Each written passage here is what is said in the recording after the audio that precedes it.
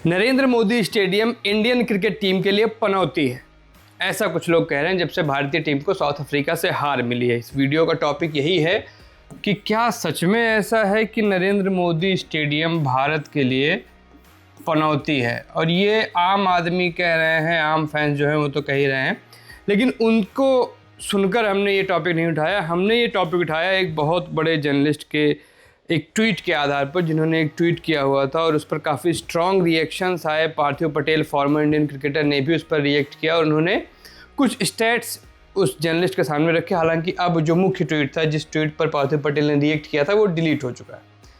मैं उसे खोज रहा था, वो मुझे नहीं मिला, लेकिन उसका स्क्रीनशॉट मैंने ले लिया है। तो क्या था वो ट्वीट, क्या है पूरी बात, यह मैं इस वीडियो में आपको बताऊंगा। मेरा नाम सूरज है, आप खेलकूद देख रहे हैं। तो इस ट्वीट में क्या था? इस ट्वीट में था कि क्या एक सवाल पूछा जा सकता है, क्या मुंबई भारतीय क्रिकेट का जो ओरिजिनल होम है वो बहुत ज़्यादा लकी नहीं है अहमदाबाद की बनिस्बत के इम्पॉर्टेंट बिग गेम्स खेलने के लिए। यानी अगर बड़े गेम्स हमको खेलने हैं तो अहमदाबाद की तुलना में मुंबई, जो कि भारत का असली क्रिकेट का घर है, वो ज़्यादा लकी नहीं रहा है टीम इंडिया के लिए।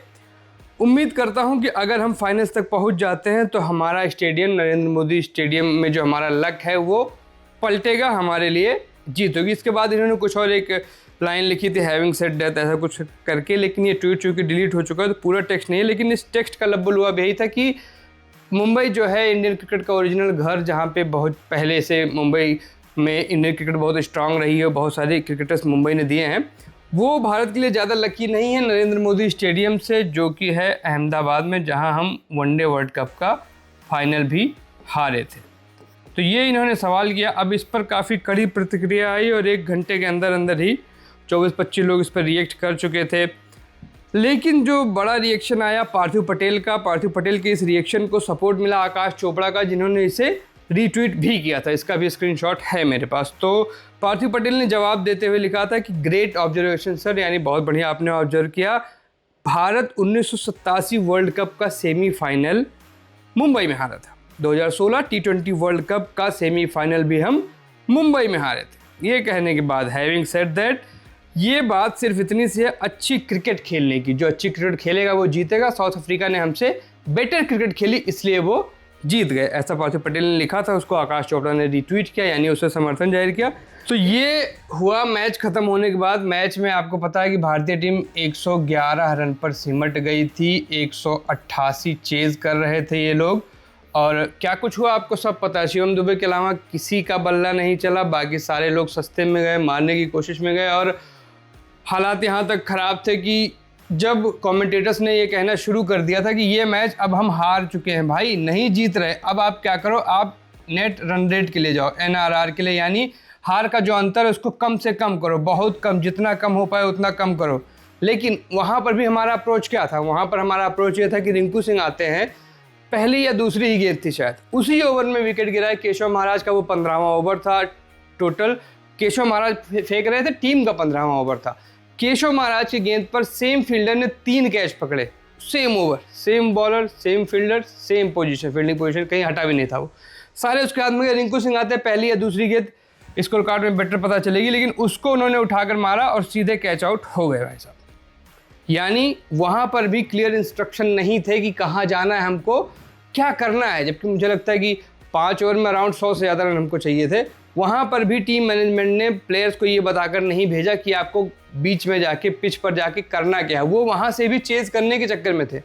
अगर हम 5 ओवर खेलते, शिवम दुबे के साथ रिंकू सिंह 5 ओवर खेलते, मैं कह रहा हूँ ज़्यादा नहीं, जिस पर हम ऑल आउट हो जिस टोटल पर, उससे 50 रन तो हम आगे बढ़ सकते थे ना, 50 रन जोड़ सकते थे। 50 जोड़ते, हमारी हार का अंतर कम होता, हमारा नेट रन रेट अभी जो है -3.8 है, ठीक, ये इससे कम होता। इस नेट रन रेट के चलते अगर हम सेमीफाइनल नहीं खेल पाते हैं तो इसकी जिम्मेदारी किसकी होगी? इस पनौती स्टेडियम की या इस ब्रेनलेस क्रिकेट की जो कि खिलाई गई है। जो अहमदाबाद के स्टेडियम में कल रात हुआ वो भुलाने लायक चीज़ नहीं है। आप ठीक है, आपका टॉप ऑर्डर नहीं चला, आप चेज में बुरी तरह से बिखर गए थे, आपकी जो भी टैक्टिक्स थी नहीं काम आई, वाशिंगटन सुंदर को प्रमोट करना नहीं काम आया। लेकिन 15वें ओवर में जब रिंकू सिंह आते हैं, जस्ट विकेट गिरा हुआ है भाई साहब, और रिंकू सिंह सीधे उड़ाने के चक्कर में आते हैं, उड़ा देते हैं। इसके बाद हम 111 रन पर सिमट जाते हैं, इतने बुरे तरीके से हारते हैं, 188 चेज करते हुए 111 बनाते हैं, इतना नेट रन रेट माइनस में जाता है। अब पता है, अब आपकी जो उम्मीदें हैं वो कैलकुलेटर पर टिकी हुई हैं, क्रिकेट पे नहीं। अब आप कैलकुलेट करोगे कि आप कितने बड़े अंतर से वेस्ट इंडीज़ को हराएं, कितने बड़े अंतर से जिम्बाब्वे को हराएं, साथ में आप दुआ करेंगे सुबह उठकर कि साउथ अफ्रीका एक भी मैच ना हारे। साउथ अफ्रीका यहाँ से अगर एक भी मैच हारती है तो आप ख़त्म है, आप आगे नहीं जा रहे हैं। अब आपकी यही दुआ होनी चाहिए कि साउथ अफ्रीका आपका जो 4 टीम का ग्रुप है उसको टॉप करे, यहाँ पर ख़त्म करे, इससे सारी लड़ाई हो जाए इस पोजीशन की जिसमें आप जिम्बाब्वे और वेस्ट इंडीज़ को पछाड़ दें। वेस्ट इंडीज़ को पछाड़ दें, ईडन गार्डन्स में आप वेस्ट इंडीज़ से खेलेंगे।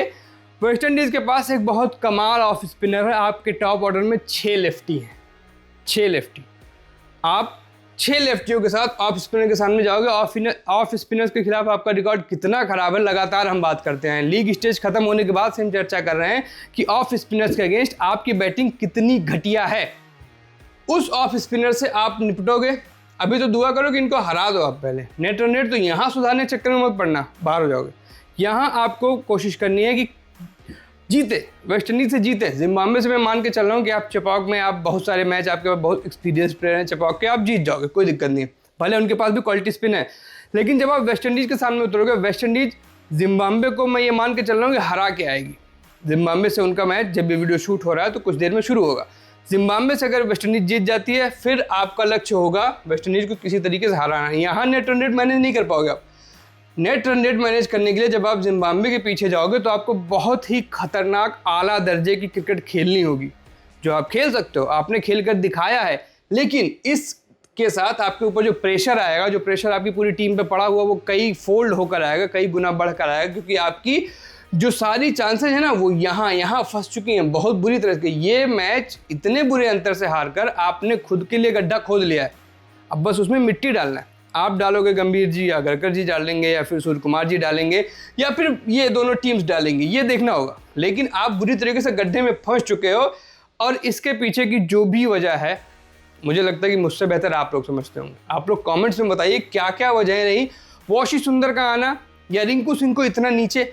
रिंकू सिंह नंबर 8 का बैटर है भाई, क्या मूर्खता है ये, समझ से परे। रिंकू सिंह से ऊपर आप वॉशिंगटन सुंदर को भेज रहे हो इस बड़ी चेज में, जब आपका टॉप ऑर्डर क्रम्बल कर चुका। ऑलरेडी ईशान किशन का खाता नहीं खुलता है, अभिषेक शर्मा 14-15 रन बनाकर आउट होते हैं, और उसके बाद तिलक वर्मा का बल्ला नहीं चलता है। आप प्रमोट किसको करते हो? रिंकू सिंह को गेंदे दो यार, शिवम दुबे इतने अच्छे टेस्ट में, शिवम दुबे से बैटिंग कराओ। आप किसको प्रमोट करते हो? वॉशी सुंदर को। 140 नहीं चेज कर रहे थे आप, 188 चेज कर रहे थे। स्कोर बहुत कम लगा था लोगों को, सब कह रहे थे बड़ी आसानी चेज होगा। साउथ अफ्रीका कम से कम 15 से 25 रन पीछे रह गई है, लेकिन सब ये भूल गए थे साउथ अफ्रीका के पास जो बॉलिंग अटैक है, जिस तरीके से वो बॉलिंग कर रहे हैं इस पूरी सीरीज में, इस पूरे T20 वर्ल्ड कप में, उसको सबने इक्वेशन से बाहर ही कर दिया था। बस 188, अरे 15 में चेज हो रहा है। तो भैया ये सेंसलेस क्रिकेट आप लगातार खेली, आपने पूरे मैच में आप सेंसलेस रहे। 15 पे 3 था शायद साउथ अफ्रीका पावर प्ले के अंदर। क्या शुरुआत दिलाई थी आपको बॉलर्स ने, आपने उसको बॉटल किया। आपने 97 रन की पार्टनरशिप होने दी डेविड मिलर की। डेविड मिलर कितना खतरनाक बल्लेबाज है आपको पता है। और आप किसको लाए थे? वॉशी सुंदर को, ऑफ स्पिनर, बड़े कमाल के लेफ्टी के खिलाफ क्या कर देंगे। 2 ओवर में 17 रन दिए शायद उन्होंने। आपका जो दूसरा बॉलिंग ऑप्शन था, जब मैच क्लोज करना था, आपको विकेट्स मिल चुके, तो आपने क्या किया कि आपने अपना छठा बॉलिंग ऑप्शन आजमा लिया, शिवम दुबे। 2 ओवर में 30-32 रन कुछ दे के गया ये, ठीक। और उसमें से पहली 2 गेंदें भाई की डॉट थी। शुरुआत अच्छी करने के बाद इतना पिटा, तो ये आपके 2 बॉलिंग ऑप्शन जो थे 57 दे दिए इन्होंने अपने 4 ओवर में, वो भी इस पोजीशन पे। मतलब 15 पे 3, आप समझ रहे हैं यार क्या आप कितना कब्जे में कर चुके थे इस मैच को। लेकिन आपने ढील छोड़ी, इतने रन बनवाए, फिर सेंसलेस बेकार बेहूदी क्रिकेट खेलकर आप इतने पे ऑल आउट हुए। नेट रन रेट यहाँ पहुंचा, और पनौती कौन बन रहा है?